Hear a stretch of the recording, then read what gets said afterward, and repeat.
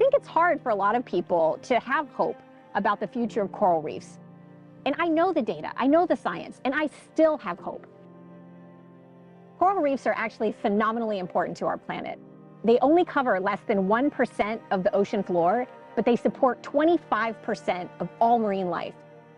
Coral reefs offer coastal protection, they offer subsistence, they offer jobs and livelihoods. Without corals, no fish, no food, nothing. Community, eat, live, depend on how the healthy coral it is.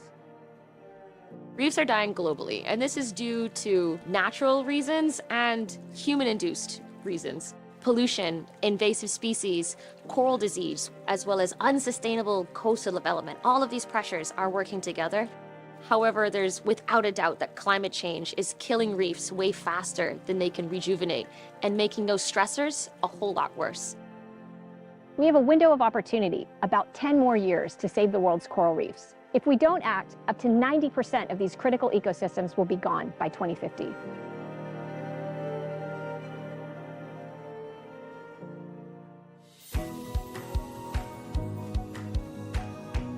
The North Star for the Nature Conservancy is aligned with this global effort to protect 30% of our oceans, freshwaters, and lands. And in the coral reef space, we also aim to protect and restore 30% of coral and shellfish reefs over the next decade. So we're trying to really build up capacity and leverage those partnerships to really scale up our impact, whether it's through innovative science, or it's through community engagements, or even if it's outreach and education, trying to build the next generation of coral reef stewards. We are trying to test different techniques, to apply different techniques, just see how you can improve that and just apply them in different places. So sometimes corals aren't actually able to recover on their own.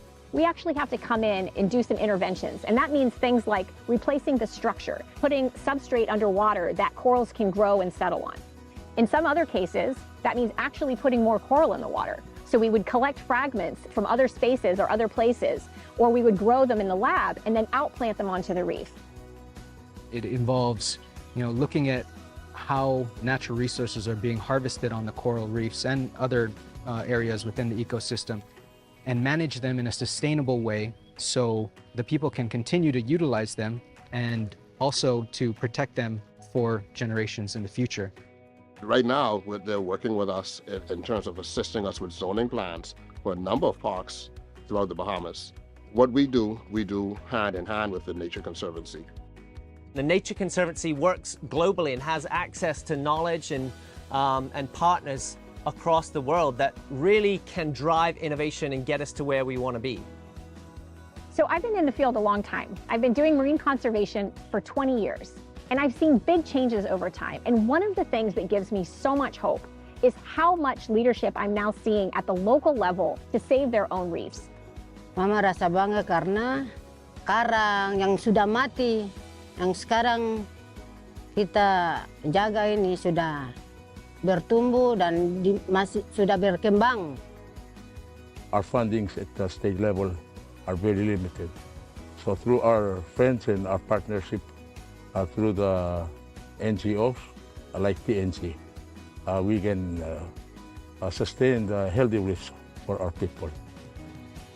Losing reefs isn't just about losing something beautiful underwater. It's about losing all of those incredible services that these systems provide to communities around the world. My father was a full-time fisherman, so I've seen a lot of fish. I've seen a lot of corals growing up.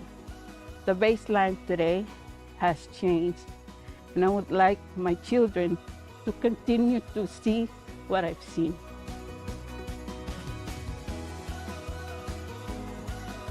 Community, nature is not only belonging to one person, it's belonging to everybody, everyone.